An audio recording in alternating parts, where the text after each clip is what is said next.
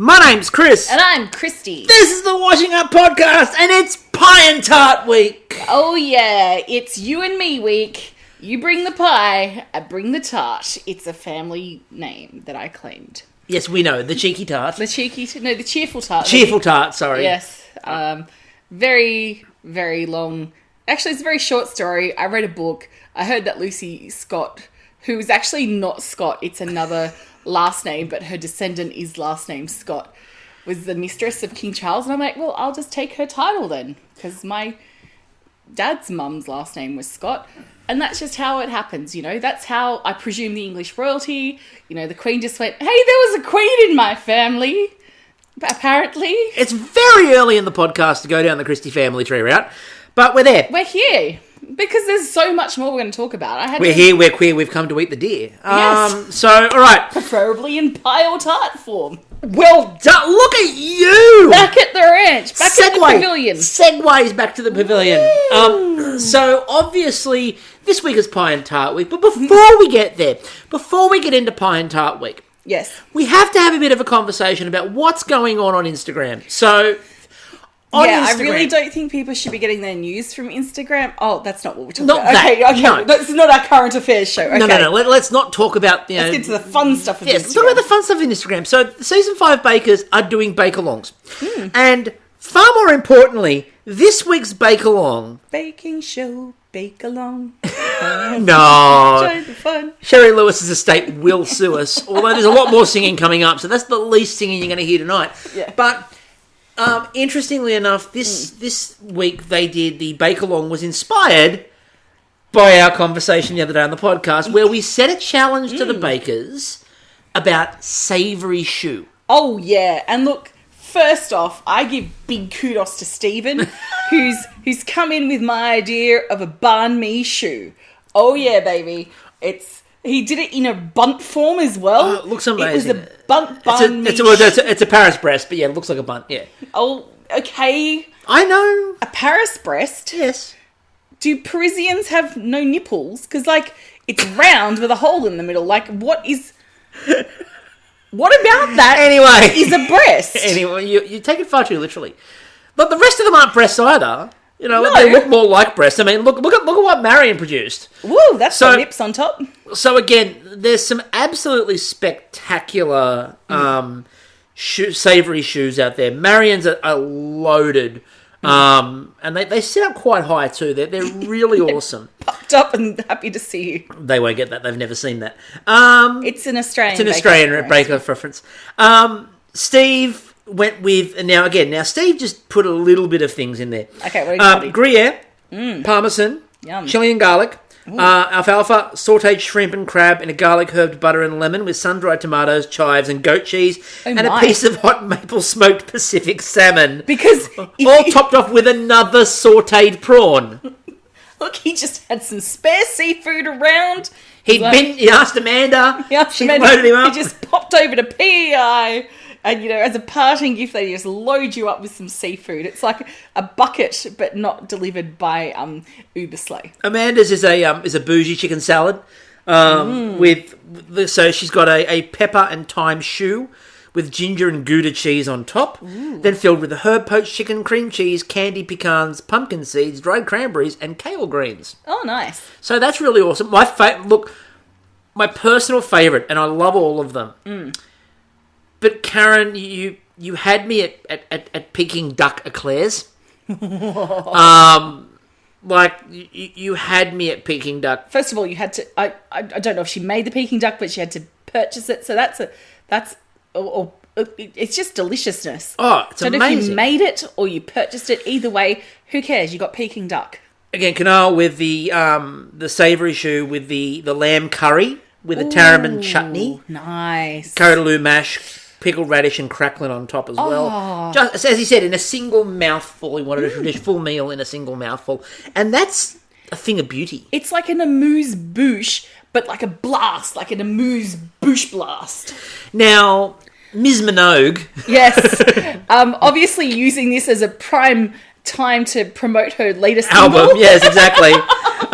So Elena with breakfast eclairs with herb and roast garlic cream cheese topped with smoked salmon, radish, dill, chives, and gold.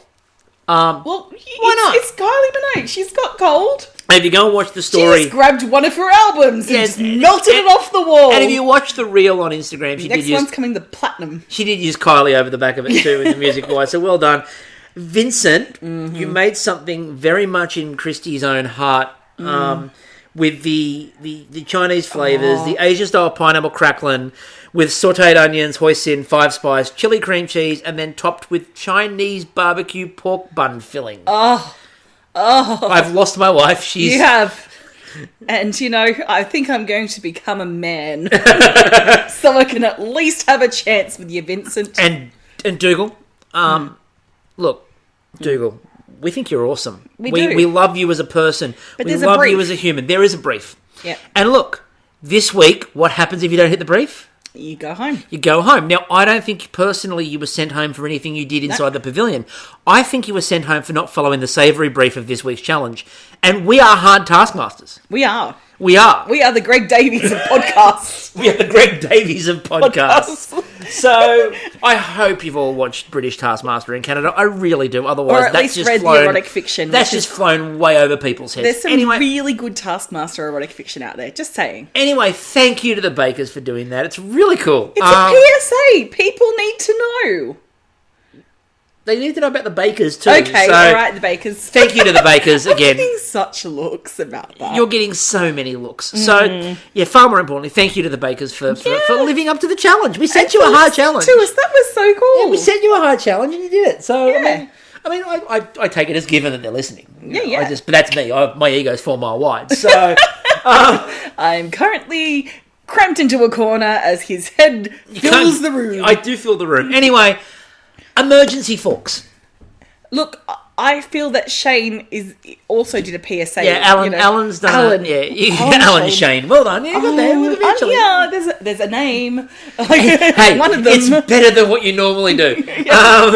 It's one of his names. So well done. What is it? So Lewis, go on. No. Yes, so George whipped out his emergency forks. And Abdul was quite enamoured with his emergency forks. Now, look, Alan emergency forks, I feel him sometimes. Like, I feel like there's usually a reason for an emergency fork. And I think an emergency fork is much handier than an emergency spoon, which is what they carry on MasterChef. They do, actually. In Australian MasterChef, they carry an emergency spoon. And look, not really, and you never want an emergency knife because an emergency knife is a knife that seems to cause an emergency. So, and I think that's probably goes against a lot of laws. Yeah, lots of concealed carry, laws. It's like it's just my emergency cutlery officer. Yes, and the moose-mounted Mounties just go no off to Canadian prison with you, where you'll enjoy 4-star accommodation. Oh, we're back to that. So. Amanda, I think, said it best in the preparation for this when they asked about preparation for this week. And her comment was, I've done a lot of worrying to prepare for this week. Look, that was my, general approach to exams and other things that were pressure. Just worry about it. Like, don't actually study or do anything that will help you. Now, in the exam, just worry. It's a theory. It's a disorder, really. It's an anxiety disorder. Serious issue. Serious issue. Seek help.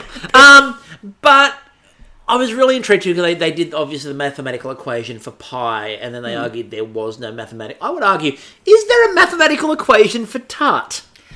Well, I think a tart, if we're going to combine the colloquial with the mathematical, is exponential. So you want to be a bigger tart, you want to rack up those numbers. I think the other thing too is that the mathematical equation for a tart is subjective. How so? So it's a subjective number because it depends on your own personal perspective as to how big the mathematical equation for a tart is. And the culture in which you lived in. And the culture in which you live in. And the amount of shame that people try to put on other people for being mathematicians. Exactly. They're just trying to acquire numbers in the most pleasurable way possible. I have no issue with people racking up as many big numbers as humanly possible. I'm not here to mathematical shame. We are not here to math shame. No, you equate away. Look, I find as long as the numbers balance, You, Matthew. Anyway, so... Whether you're a prime or a... Go on. Go on. An odd number. Look, I'm prime or an odd number. I'm trying to think of maths terms for, like, numbers that are special. And the only number I can think of is a prime number. Look, I tried to do 2-unit maths. I really did, and Whether you're a prime or an odd number, that might be one of our best. I then went down to maths in practice, and I gave up on that because all I was doing was really doing my art process diary. So I'm like, you know where I'd be better off? In maths and society, where you've got a good chance of going on a roller coaster. And I shit you not, this is the Australian. Funny story. The lowest maths. Funny story. What? I too did maths in society. Really? Yeah, I couldn't be bothered doing 2-unit. It wasn't that I couldn't do it. It was that I couldn't be bothered. This is the whole thing. It's like, trigonometry. And nowadays, I just convince the kids they just want to do more history and less maths anyway. So, anyway, provincial pies. Hey guys, we're finally there. We're at the first bake. At the baking. We're about to start, We've already tackled that hard issue of math shaming and onto the baking. So, a provincial pie. Now, it is a sweet pie that they had to make, and they had 2 hours to make this sweet pie. Now, long-time listeners to this will know where we're going to go, and we will get there. Yeah, but there's a lot of water to pass under the bridge before we get to our nemesis. Because as Anne, rightly pointed out, if her memory from geography at school serves her right, Canada's big. It's very big. You couldn't fit the whole lot of it into this room. No. Not even next door. No, even Miscellaneous City and the rest of the cities in Australia couldn't fit in there. Now, can I just say that Anne and Stephen together are just a whole mood? I just love those two in the same location. Like, the other day we didn't mention it on the podcast, the thermometer. And Stephen, did you put the thermometer in just for show? Yeah. That's what that producer told me to do. The producers go, I'm just trying to get a shot, dude. This week again. Now trying to tell a story. Now, we do need to, obviously, Anne is, as always, stunning. Like, there was some magic going on there. Get it? Because, like, one of the lovely stylists. Yes, and her makeup sure was lucky. Sorry about that. Yeah, we're hoping, by the way, to actually have some of the makeup and style team on the podcast coming up in the near future. So I'm looking forward to having a good conversation. Oh, life. Yeah, because like Miscellaneous City opened up again, and we've been rediscovering things like cafes and drive-in movies. We have been discovering drive-in movies. Yes. No shenanigans. But may I just say, the new Bond film is not shot for a drive-in. Anyway, moving on before I get on a rant about Bond. Oh my God, back in the pavilion. Now you're sending me back to the pavilion. Meanwhile, you've been living way outside the pavilion all episode so far. We need to talk about the cop duo. We need to talk about Miami Pies. They really were. Kyla with that cool aqua suit just looked like a bit of veritable Don Johnson. Look at me knowing the name of an actor from And Miami look at Bruno looking like a veritable Don Johnson. Yes. Because we don't remember the other guy's name. It's just 2 Don Johnsons. Surely he's more of a Tom Selleck. That's whole Magnum PI. Magnum PI. I didn't know it was a beach-based cop show with helicopters. So you did end up having what we had. We did actually spend the entire episode referring to them as Miami Pies, yes. the detective agency out there to try to solve pie-based crimes in sexier locations than the last time they were there. Yeah, I'm just imagining, there's like smashed glass in the front of a beautiful patisserie and like a woman weeping. Why must they attack my beautiful mince pies this so close to Christmas?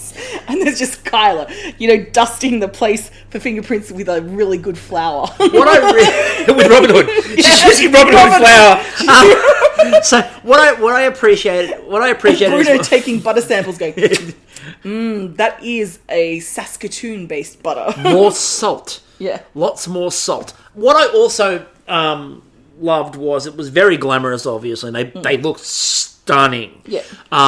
But if you go onto her socials, Kyla posted some behind-the-scenes photos of that.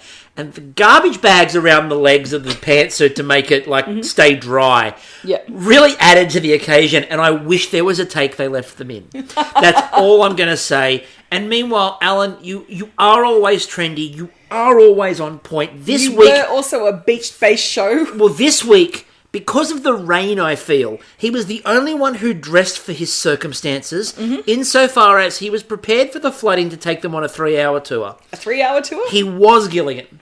But the coolest Gilligan that ever did live. He was ready for the pavilion to sail away. He was the only one ready. He is bizarro Gilligan in that, you know how Gilligan's goofy and, uncool and not with it and stuff. And Marianne and then Ginger don't want anything to do with him. No, but this time he doesn't want anything to do with Marianne or Ginger. He'll just no. It's too cool. What he does want though is bus stations in Toronto, the GTA. Anyway, moving on. I do want to ask on that note before we're going to get to the debate. I swear. But there's a lot in this episode. People to get around the provinces. There's a lot in this episode. We've got a province-based promise that we have to upkeep. We do. Anyway, meanwhile on that, I do want to ask a question. Did they film in the tropics? Because it feels like they've been filming in a monsoon for weeks. Look, Chris, climate change is real. It's all the tears from the polar bears who are up near them crying because their environment's being destroyed. Now, have I really brought down the tone of this podcast? We're trying to cheer people up. And Miami Pies! Anyway. So Dougal went with, of course, Nova Scotia theme. Summer on the East Coast was his pie. It was strawberries and blueberries with basically a pastry sun in the middle. Now, the first thing I want to note here is that he used the good berries. He used real berries. He used, as he said, the tastiest berries. And he's right. And so, good for you, Dougal, for standing up for berries worldwide. We'll come to it in a minute. We're not getting there yet. We're teasing it. Keep that tinder dry. It's very much ready to explode. Now, I love Bruno, who goes over and goes, so you don't have any concern about this? And Dougal goes, oh no, I've got plenty of concern. I love Dougal's low-key panic, because when Dougal panics, it's not chaotic. No. He just looks, smiles, and goes, it's a bit like, and Dougal, please don't take this the wrong way. If you've ever seen the gif of Ralph Wiggum going, I'm in danger. Yes. Every time they cut to Dougal. I'm in danger. I'm in danger. It's just the perfect look. Yeah. It's magnificent. Now Amy went with her crust was so Amy's crust was a pat sucre. Okay, so which is a more traditional style. And then she went with peaches and cream tart. Amy's got peaches. Peaches for free. Amy's got peaches. Peaches for me. Look out. And there's the first of our musical references. And there will be plenty more. Oh, there's a lot more. So she went with pastry cream, macerated raspberries, and of course, the poached peach. I want to know, did the peach come from a can? They were put there by a man. In a factory downtown? Well, by the end of it, Stephen had come across to the bench, so there's the man. And look, if Amy had her little way, she'd have peaches every day. Okay, we can't do the rest of the president's back catalogue. We'll move on. Can I just say, there was a moment when Amy's cutting the peaches, and I just had this little giddy, happy moment. I'm like, oh my God, it's finally stone fruit season in Australia. Yes. And soon nectarines will be flooding into my face. Through, eating, or that's attacking you? Because as Alan and Anne pointed out, a pie in the face, technically eating is a pie in the face.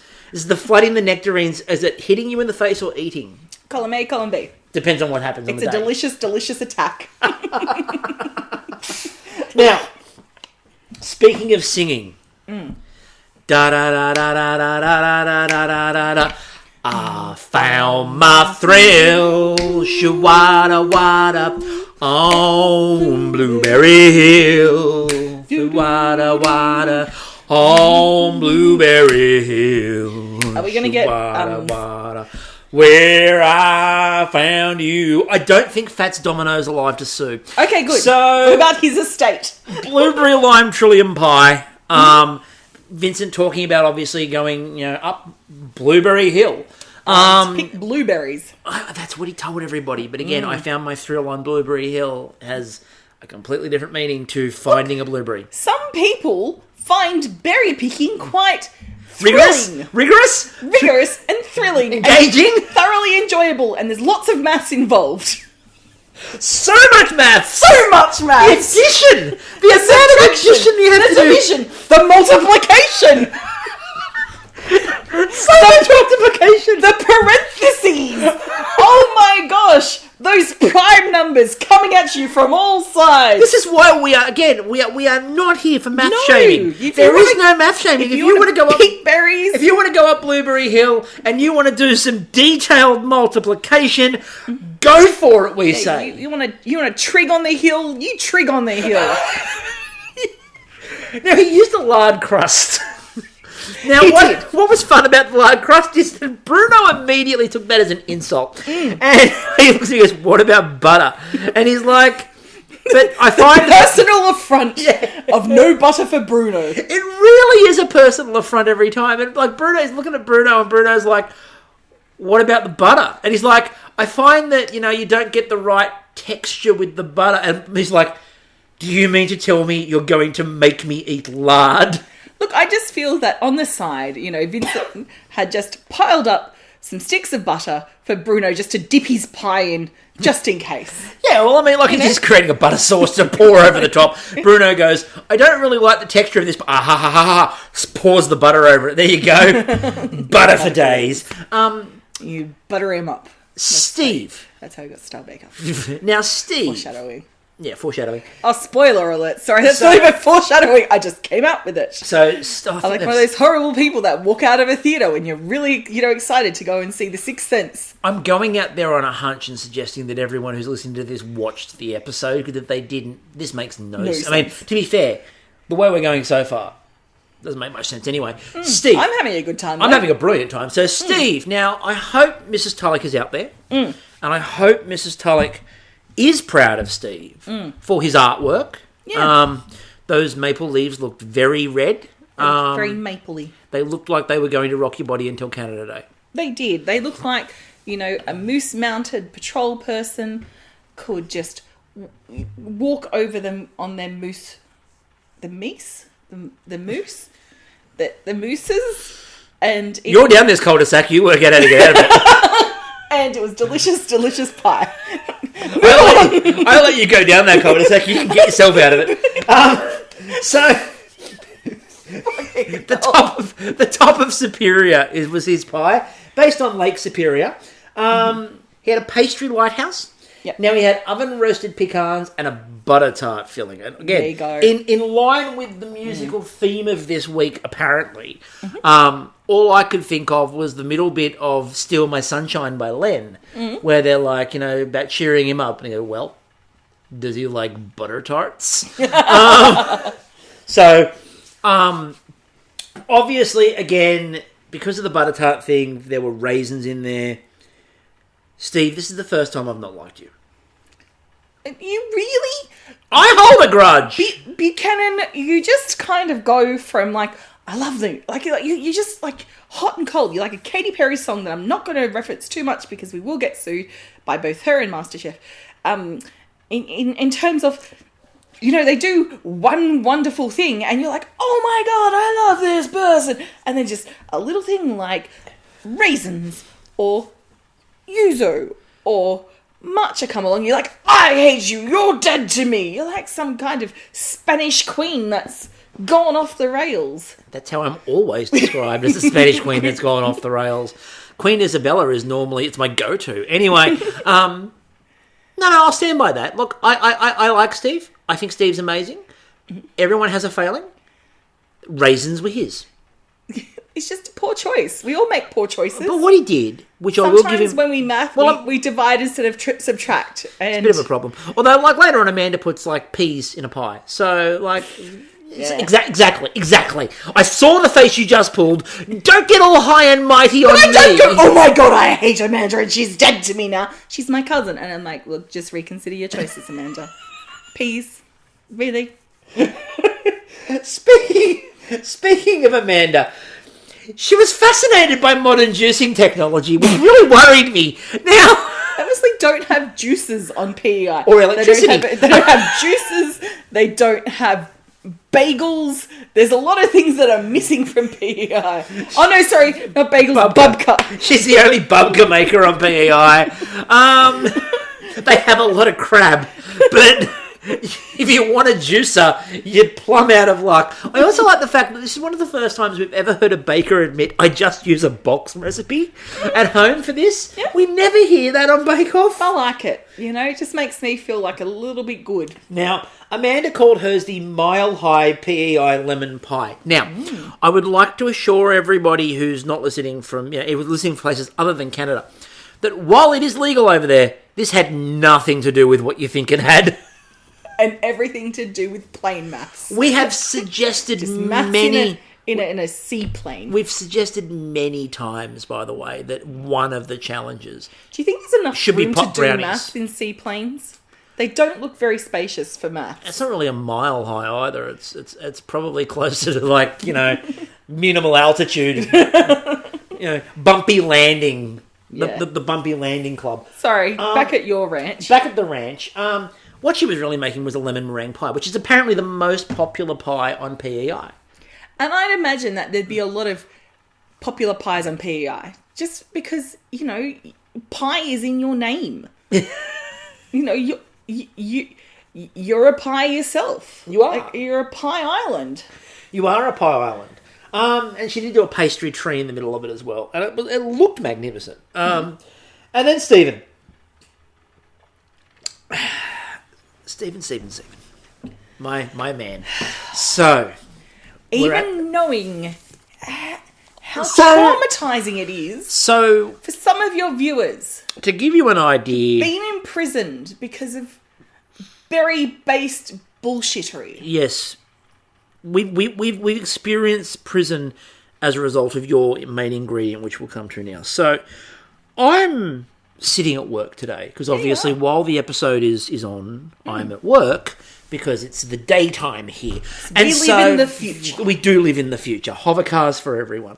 And I'm sitting at work, and my phone and my brand new Apple Watch starts going off. And I'm trying to work out why I'm getting so many messages. Now, on a Monday here in the future... I quite often know why my phone goes off in the middle of the day. It's called Something's Happened on Bake Off. And I also don't really need to look at my watch to know who has sent that to me.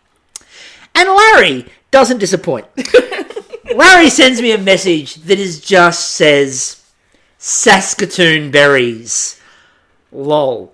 Followed by Liz... from Bake Canadian, who posted on my wall a screenshot of the Saskatoon berry pie. Also, the amount of Saskies represent that came out of your mouth, Stephen, that's a dirty word. We're talking, of course, about Saskatoon berries. They are not real. They don't exist. I have proof. Okay, do tell. I'm not getting in the way here. Stephen says... And I quote, yes. Do you want a fun fact? First of all, that's a lie. There's no such thing as a fun fact about a Saskatoon berry. But we'll go on. We'll humour him. Okay. We will humour this man. We'll pretend there's fun. They look like blueberries, but they're more closely related to the apple. This is how we know they're fake, because that is bullshittery. Yeah. These are clearly blueberries. This is berry-based bullshittery. I told you that. This is the thing. You're sitting there, watching it. It pops up. He says that. You look at me and you go, well, that's a load of shit. I know. I have been, on podcasts in the past, wavering back and forth, trying to give the benefit of the doubt. But I've been exploring my berry-based trauma, following the escapades of our friggin' awards show, and I've just seen the Virgies. See, this is the thing. Since the Canadian Virgies, the first ones, since our trip to Regina and our trip to debtor's prison, I've just really come to grips with the fact that these berries aren't real. They're not real, right? This is, and you know what, Stephen? I don't blame you. I don't blame you. You know, however, who would eat these berries? Drop bear. How did Big Sasky get to you? What did they offer you? What sweet nectar of the gods are they bribing you with? Because this has gone too far. This is now personal with the Saskatoon Berry Association. I bet the Saskatoon Berry Association of Australia had something to do with this. Well, if not them, the shell, because I'm sure they were... They're a shell company. They're a shell company. The faceless bullies. The thugs in the Sasky industry. The thugs in the Sasky industry. A pseudo-industry they made up themselves to give themselves relevance in the world. They're Now, having said that... the Illuminati. Now, having said that... He did also call it Prairie Berry Pie, which was really cool. And that makes up for everything. Look, it's a Mary Berry pun. I don't know if he meant it, but we're going to say you did and just go with it. Of course you meant it. Yeah. Of course you meant it. Prairie Berry Pie. That was quite cool. I just don't like the filling or anything about it. But, it'd be would have been nice if you used a real berry. Yeah, real berries would have been great. Or just admitted they were blueberries. Like, there's no need. Notice how, by the way, in the end result, it didn't turn out very well for him. And this is what you get for not using real berries. Anyway, moving on. As Vincent pointed out at this point in time, it's so quiet. This is what happens when you separate Stephen and Amanda. I used to have that a lot at school with me and like specific people I'd sit next to. Suddenly, for no reason, one of us would be just trotted across the other side of the classroom to do something else. Now you can answer the next question. The Dougal asked a very important question. He did. He put his bake in and goes, and now we pray to who? I don't know. Well, Dougal, you've got some options here. Now, if you're going to go the Greek / Roman route, start with Hestia. She's the first and the last. Say your prayers to her. All the gods are invoked, but you probably want to bring in a bit of Demeter. But you've also got the fruits there, the berries there, the ripeness of the land. Maybe a bit of Dionysus. Just, I know he's more grapes than wine, and Demeter is the bounty of the... But you got that there. If we're talking about the Norse gods, look, probably Frigga. She was like the queen of the gods. She was, more of the hearth, that kind of thing. And I now want to go and research more bake-based gods, because there's going to be a lot of them, This is your task for next week. It really is, Because, this could end up being a 15-part podcast. So, at this point, Amanda probably could have done with some praying to some form of gods. Because obviously, we said that she was a bit confused by the juicer. She was then baffled by the blender. Because... the fill line is a mistress that Amanda does not kowtow to. She's like, I see you, fill line, and I ignore you. She was shocked. She's like, apparently I went over the fill line. And it's everywhere. It's going everywhere. But I'm sure there's a science as well that when you put a hot mixture into something like a blender, it also increases in volume. I want to math that out with someone. Alexander Skarsgård. Go do some really hardcore focus mathing. So, look, it's all about simple math at the end of the day. It's all about simple math. Yeah. So, we also have a question that we'd like to ask, which is, there was a lot of waiting in this episode, and if you've seen versions of Bake Off, the simple question we need to ask is, where's the tea? Yeah, there was a lot of, we're waiting around, I've got nothing to do. It's like... earlier seasons, Linda would have a cup of tea. It's interesting. Is it because it's more French-based? Are the French against tea? Maybe. Where's the coffee? Can they not show the vino? I presume. Well, they can, because they talked about it. So Amy was boozing her peaches up.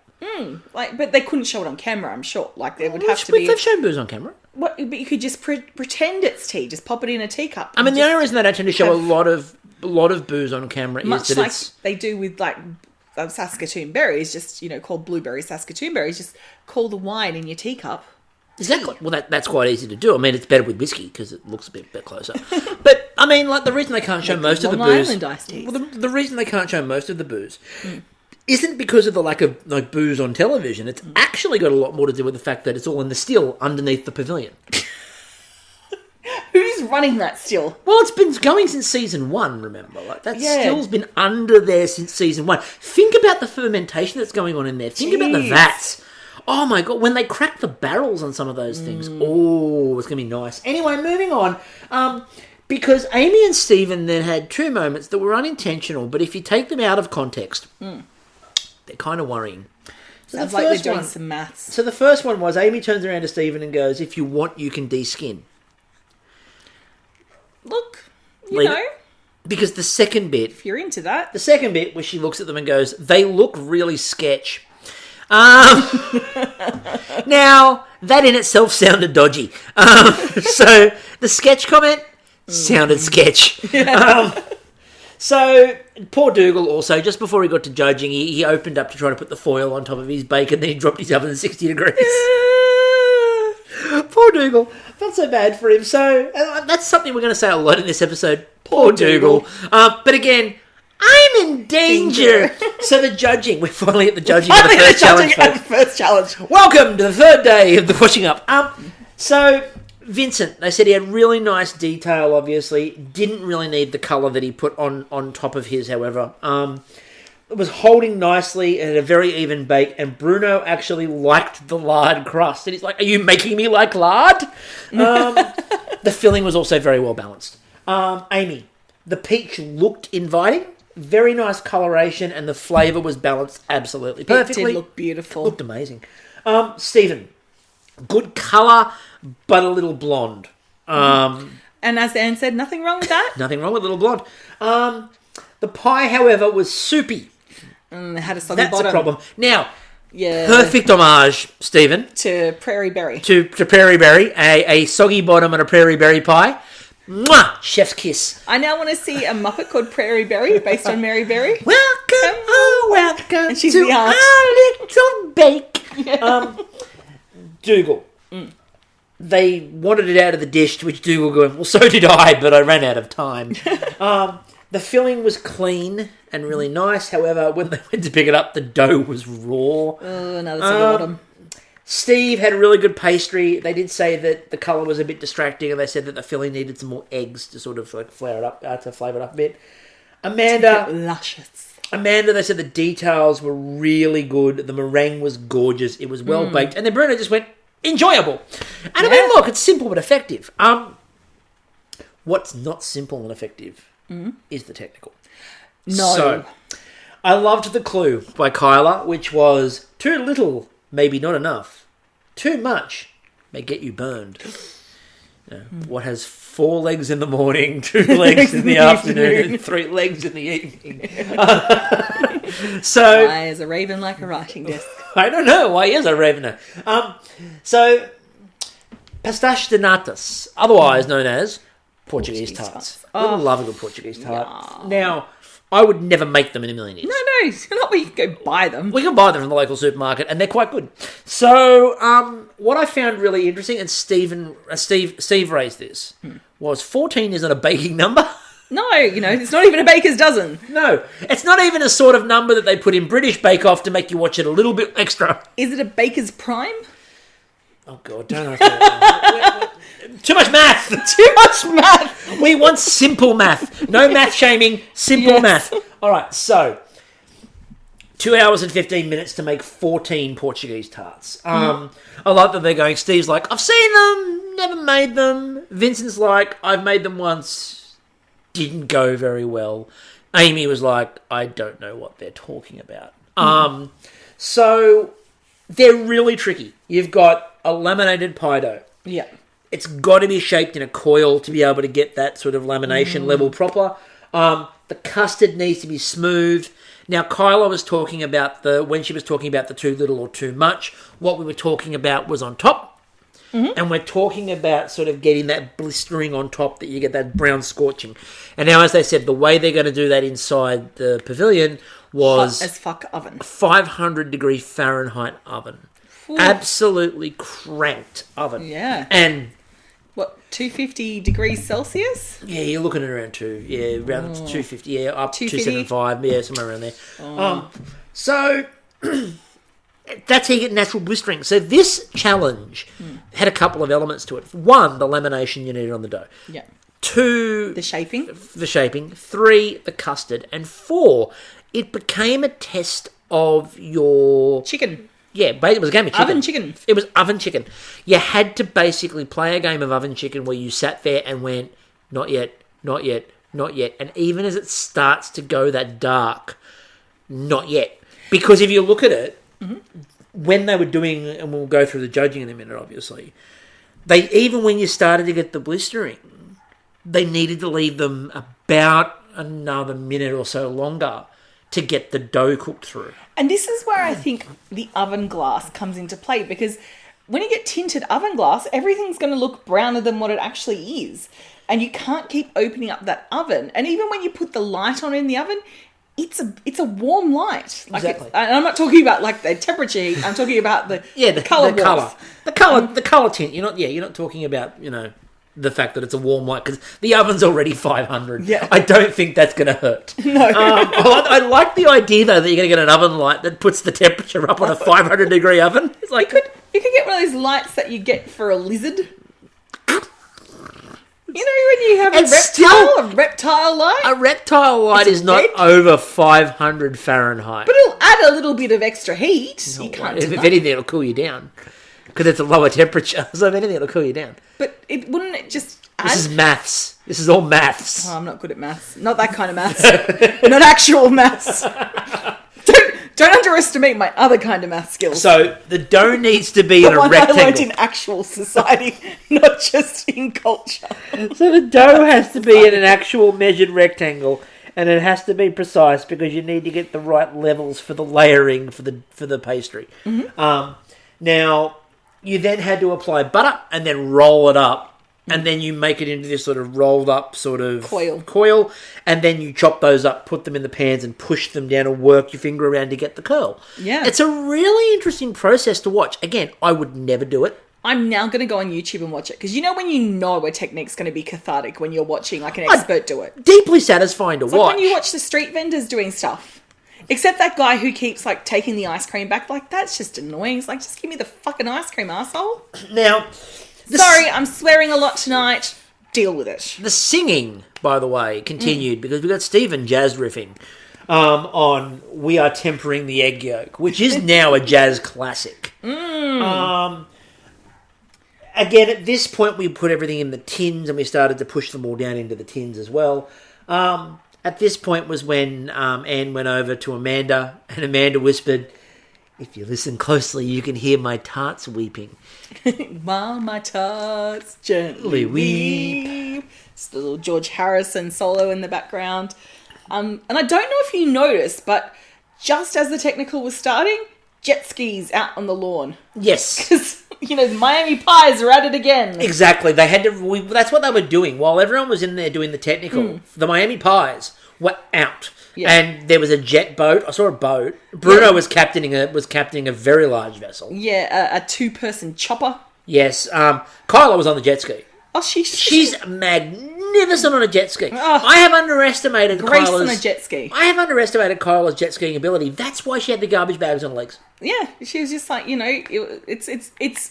it's those in the know who jet ski put garbage bags on their legs. Completely. That's all they ever do. Mm-hmm. Like, you can't see the jet ski for the garbage bags. Anyway, there were no baking instructions, which I love. I love it when they do that. So they've got to work their temperature out. They've then got to sit there and watch them, and then it becomes that game of, as we said, oven chicken. Yeah. And then we got to watch them all take them out, and then sometimes they would take them out of the pie tins, and other times they just went, fuck it. So, the judging. Amanda, they said they were inconsistent. Some still had a tin. Good top colour in parts. However, the dough was under and the custard had scrambled. No! Vincent, they were very consistent. They were lacking the blistering. The pastry was good and it was flaky, but it was also, again, a little bit raw on the bottom. Yes. Amy, there was a problem with the dough in the tin and they'd stuck to the tin a bit. The dough was raw, but the custard was good. They actually said that the custard was probably the best custard out of all of them. And look, every time we come to a technical like this, which is, what's it called? Like, bloody word that means it's like, it looks deceptive. It just looks deceptively simple, right? But it's not, and it's quite tricky, and no one has a good bake, not even the technical. No, they weren't brilliant bakes. They weren't bad, but they weren't brilliant. Yeah. They weren't friggin' creme caramel. What was it? It wasn't creme caramel worthy. Yeah. Stephen, some good blistering. The swirl looked really good and was crispy. They weren't baked through and the custard had scrambled. Dougal, blistering and consistent, so that was all good. Crispy, but there were some custard issues. And then Steve looked short because they were pushed down really far. They did have an overspill of custard because they were pushed down, but they were well laminated, good crisp, and really good custard. So, Amanda was 6th. Amy was 5th. Then we had Vincent in 4th, Stephen in 3rd, Dougal in 2nd, and for the 4th time in 5 technicals, Steve is number 1. Steve is getting up there. We've got Burr from British, who's at 5 technicals. And I've got to check the numbers on for Sunny in Australia. She got, I think, maybe 4, so I think he's even with her at the moment. Let me check. But yeah, Steve is absolutely on fire when it comes to a technical.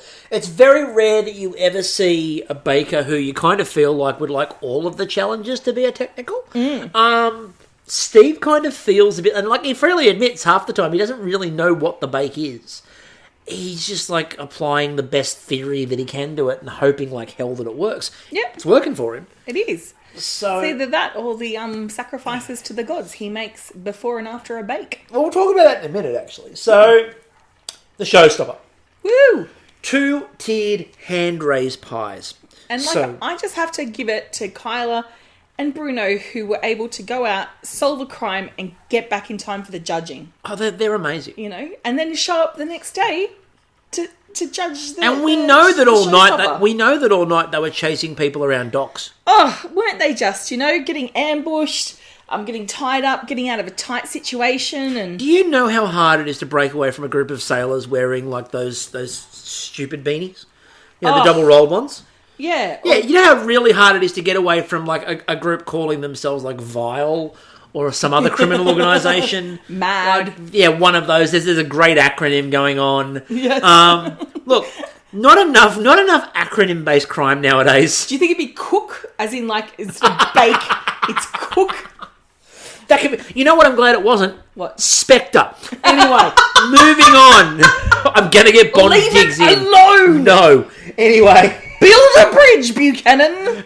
So they can blow it up? Spoilers. All right. So, it's a hot water crust on a hand-raised pie. 2 pies, 2 flavours, and you needed to have at least 2 layers of filling. So they needed to stack so you could see clear layering. Now, I was surprised by the technique when I heard the term hand-raised pies. I was imagining, like these little baby pies, and you're having to, mash up the bottle and bottle feed it to start with. So I got to a certain point. Wait till they suckle. Start on the soggy solids, and eventually, it's fledging. It's a big moment in any hand raised pie's life when it suckles. It's clamping. It's clamping. When the hand raised pie is finally freed and born free, does it become free range? Yeah, free range pie. We're delirious. I'm glad that we're enjoying ourselves here. We're having fun. I know about you. Yeah. So, 4.5 hours. Good on you. 4.5 hours. If you're still with us, blink. So anyway, 4.5 hours. Now, I loved Amanda's comment here where she goes, no one's made a hand-raised pie since 1680. And you know what? Outside of the different versions of Bake Off, yeah, no, you're right. 100% no one's made a hand-raised pie. There's this one lonely ghost. We have better vindication. That's what I used to do. I've been telling you other ghosts what I've been doing. I hand-raised pies. We have much better. No, that didn't mean I was suckling them. We have much better techniques now. We don't need to do this anymore. We don't need that much lard concentrated in one place. I am surprised that that's not how they make them on PEI, because if they don't have juices, I doubt they have pie makers. But I feel like they could even be at a time before the hand-raised pie. They could be pre-lard. And What would they use as the binding agent? Although they have actually discovered butter, because obviously with that much seafood, surely you understand butter. Look, butter and garlic, They're a must. You know what would go really well if you lived on PEI? I'd become a garlic farmer, because it's going to go with fucking everything. All the seafood coming in, just cut with garlic. Do normal garlic, do black garlic. What did you do? Some chives. Well, I got these garlic fields. Yeah. I can see for meters. Or a cheesemaker, ready for the mornay. Maybe a bread maker for the crumbs. Like, not so much the bread, but the crumbing. No, you literally just need to have fields of wheat so you can mill. And be ready for a batter. Exactly. So, anyway, hot water crust, of course, is butter and lard put together. That's how you do a hot water crust. And then you've got to shape it around your sort of, the object you're using. And then you've got to chill it so it sort of sets firmly. And then you have to remove it before you put all the filling in. And then hope like hell it stands up. Now, as with a lot of things that have happened in this series, these are all the pressure points they're talking about. None of them came to fruition. No. Except for Dougal, and we'll talk about Dougal in a minute. That's because he went out on a limb. And again, I'm in danger. But we got some really inventive things. So Steve, let's start with Steve. So Steve made deli and diner pies. Oh, I loved where his thought process was going. I'm like, it's cats in a pie. So, and not meow, but like, cat's deli. Yeah, cat's deli. Not meow, cat's deli. Not meow cat. Or like, you want to smear on that. Yeah, smear, yeah. So turkey dinner in one, and then the Montreal smoked meat sandwich in the other. And he went with the caraway dough to basically replicate the rye bread, which I thought was genius as an idea. Absolumo. So, and this was the point where, and I think it was Steve. I can't be sure. Yeah. We got the weird, it's so smooth. Yes, and my hearing, I thought it's a snood. That's what I thought they said. Which, if you're in historical clothing, a snood is what you put your hands in. People know as a muff. We're back to multiplication again. And anyway. I'm really glad that, we call women's things a muff and not a snood, because that's just rude. That's weird. A snood is rude. Anyway. A snood is rude. So we're... Amy, yes. So, pasta dinner pies. Now, my only thought when Amy announced what she was doing and they started to draw it was Il Timpano. Il Timpano. So, if you've not seen either Big Night, the movie, or far more likely, if you're listening to us, Binging with Babish and his Il Timpano, I have the Babish book. He's threatened to make it. The one thing I am determined to make from that book is Il Timpano. You've got 6 weeks of holidays coming up, love. It's pretty good because it's a 24-hour dish. But that was my first thought, was she's doing pasta. Who wants pasta in a pie? And I'm like, Il Timpano.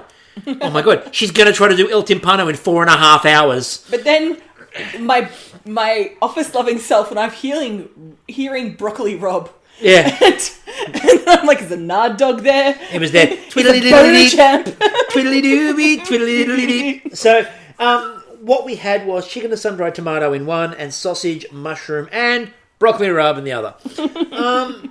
So Stephen went with the Peruvian and pork pies. So we went with pork, apple, and fennel for the first one, and the Peruvian empanada pie for the second one. Now, the pork, apple, and fennel, that's one of my favourite pies at the Pie Tin in Miscellaneous City, the suburb called we can Newtown. talk about that, Newtown. Yeah, Newtown in Sydney. I love the Pie Tin. I adore the Pie Tin so much. They make some of the greatest pies in history. We are not sponsored, but God, I wish we were.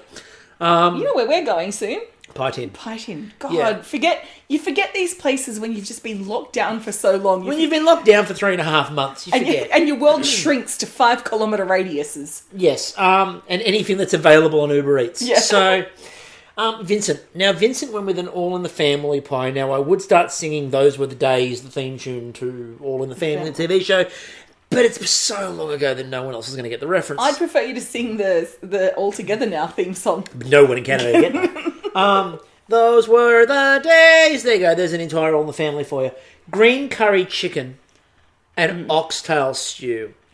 Now, the green curry chicken, that is a common pie that you can get at bakeries in Australia. Yes, you can. Yeah. But Vincent's looks so much better. Oh, yeah. Like, it's going to be better because these are bakeries usually run by white people who make white people green curries. I reckon that would have a good hit of curry in it. Like, and the oxtail stew. Oh, with Mum's orange with his peel. mum's orange peel, which was, again, just so nice. And he's like, my mum loved oxtail stew, the orange peel and the can. Don't buy it from the shop. You don't know what's in it. Yes. That's very mum advice, isn't it? Oh, what a caring, loving mum. My mum didn't leave me orange peel before she died. No, she didn't. Oh, come on, Mum. Should have What asked are her. you doing? Should have asked her. Beforehand, where's the orange peel? She left a lot of passion fruits. There's a lot of passion fruits on her vine. There you go. And the great thing is her neighbour's partner is a really good baker, like really good. And she's going to make passion fruit curd from it. Oh, nice. Yes, looking forward to that. And at this point was when we got one of the greatest demonstrations of chopping technique I've ever seen. So Anne is at the bench and she's miming the chopping. I'm doing so well. And then Vincent comes in and goes, no, you've got to give it the hips. Got to give it the hips. And at that point, Canadian Bake Off fan fiction is being written. Oh, yeah. There's, like, up there with the Taskmaster fan fiction is going to be Vincent and his chopping hips. And the hips don't lie. No, they don't. His hips do not lie. And they chop so well. They do. Now, at this point was when they cut back to Amanda. And I'm going to leave you to explain this. You looked at me, and you looked at the screen, and you went, Amanda cooks like you do. There's beautiful deliciousness going on, but around that, it's essentially like a storm has washed everything up on the bench. Much like her wreckage from last week, this was the leftover, like this is the following week where all the shipwreck stuff is washing up on the shore. I love you, my dear, but our kitchen has been through some things. I clean up, but it does go through some things. I mean, we did say, James is my Patronus, but I can see it. I mean, I am a bit of a hurricane in the kitchen, but that's usually because I'm cooking about 1 million things at once. I don't stop at a single idea. I go with about 8 of them. Now I've got In the Eye of the Hurricane from Hamilton in my head. There you go. So maritime I can't afford those rights. So maritime fast food pies. Ooh, yeah. So the PEI fries with the works. Now the works included peas.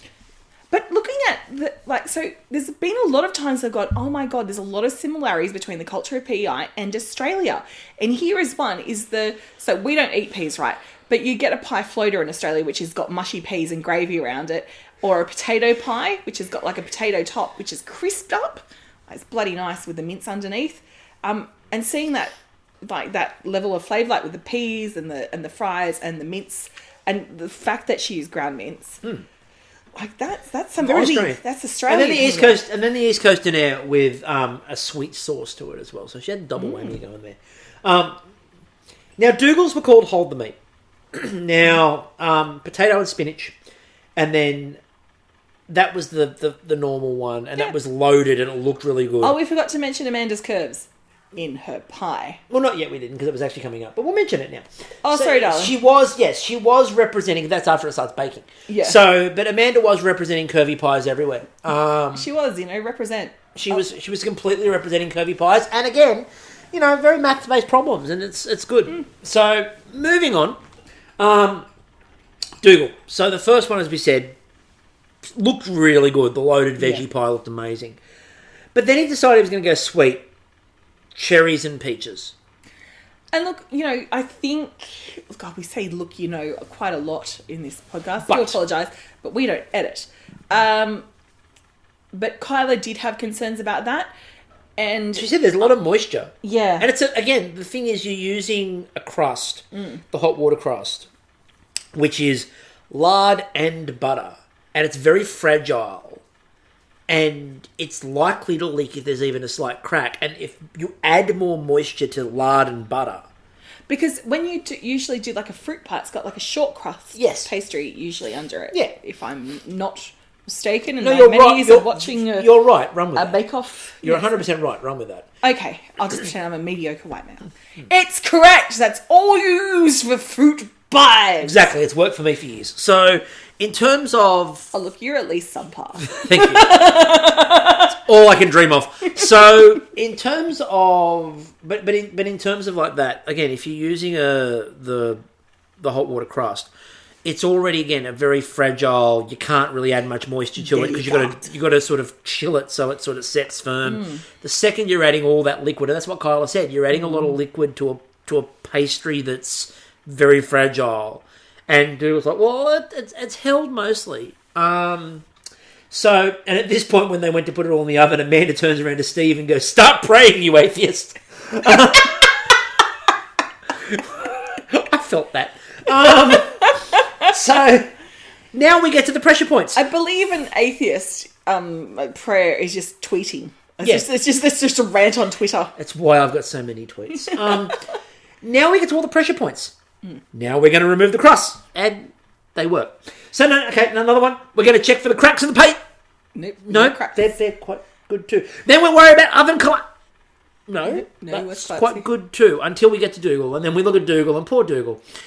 And there's a lot of char. I just felt like all the, the horrible teenage girls from Carrie were to come start chucking sanitary items at that pie.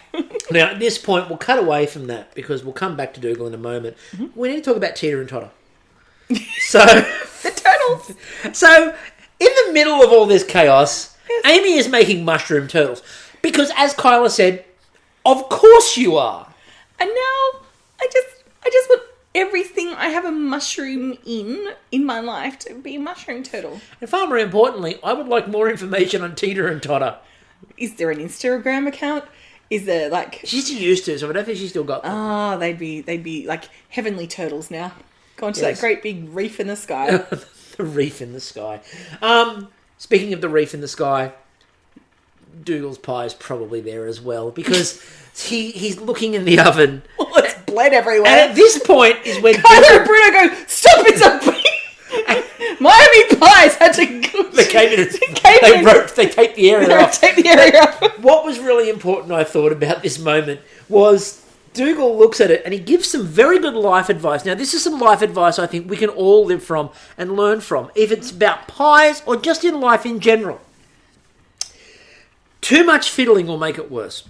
So... It's true. And as the descendant of Socrates, I'm going to call him, or Bacrates, I'm going to call him Pito. Oh, yes, Pito. It's Pito. Well done, Pito. Anyway, so Pito's pie was leaking all over the place. And then Dougal's, all I wrote down at the end was Dougal's is leaking and a bit charred.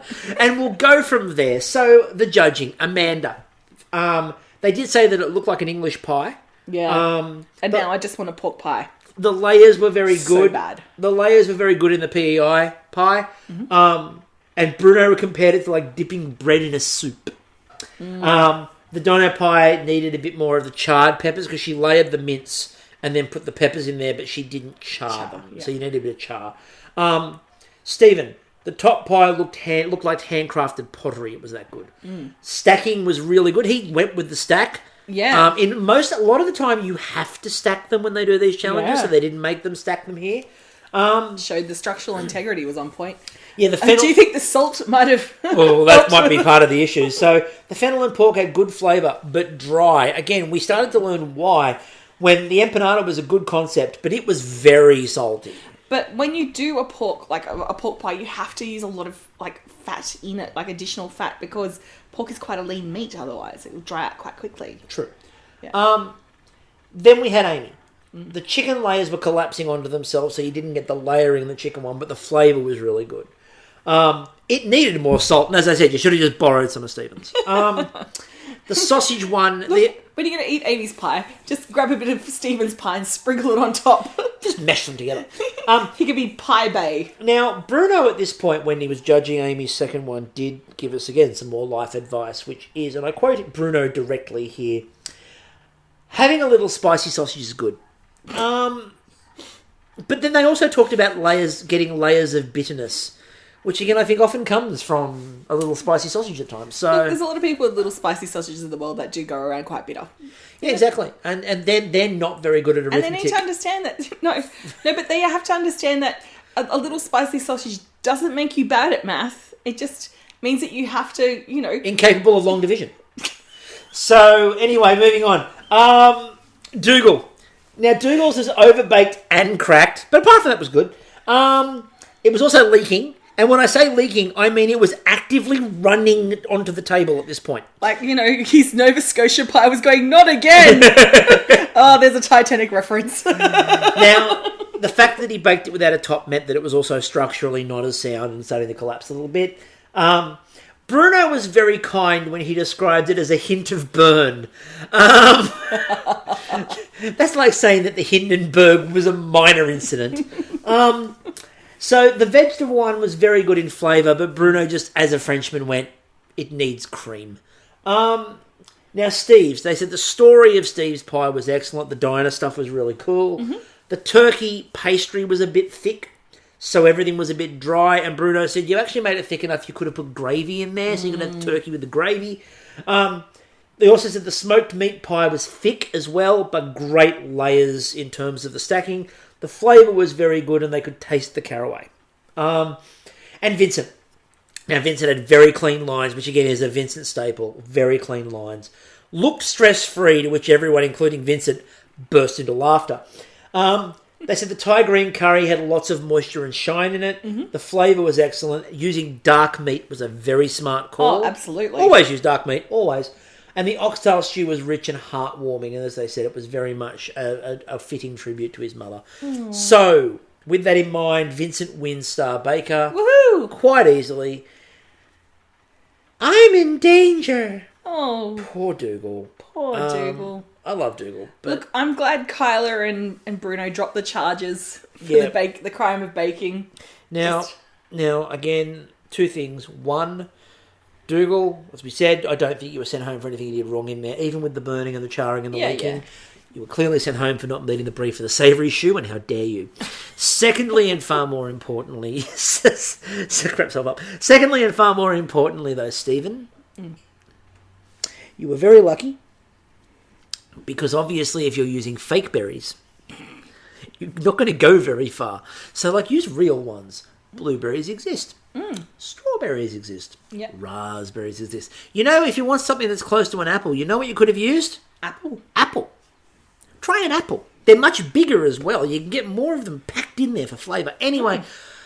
Wider varieties as well. A lot of varieties. Granny Smith's an Australian style apple. Anyway, next week's Caramel Week. They were bred for pies. They were indeed. So next week's Caramel Week. Now, this is going to be interesting. I don't think we've seen a Caramel Week before, have we? No, I don't. Actually, maybe. I think we might have. But we're going to see Caramel Week, and already Which is cool, because usually we see a chocolate week. So already I can tell you from the preview, there's going to be some candied nuts. Of course there'll be candied nuts. They'll be candying everything. There'll be candied candies. They're going to just reconfigure the pavilion out of sugar, essentially. Can't wait for that. It's going to be amazing. Mm-hmm. So, that's about all we've got time for this week, or this month, depending on if you've listened. And thank you if you've stuck all the way through this. God. Look, I don't know about you. This has been fun. This has been a fun one. Pie Week's been my favourite week so far. Yeah. I think it's been really good. I hope you've enjoyed listening to it. I hope you've enjoyed the madness. Thank you very much, as always, for listening. Thank you again, genuinely thank you again to the bakers as well for taking the Savoury Choux idea on board and running with it. Amazing work from everyone. Thank you, everyone, for listening, and we will catch you all later. Well, Bruno, that's another case, closed successfully. You could say we have successfully baked off.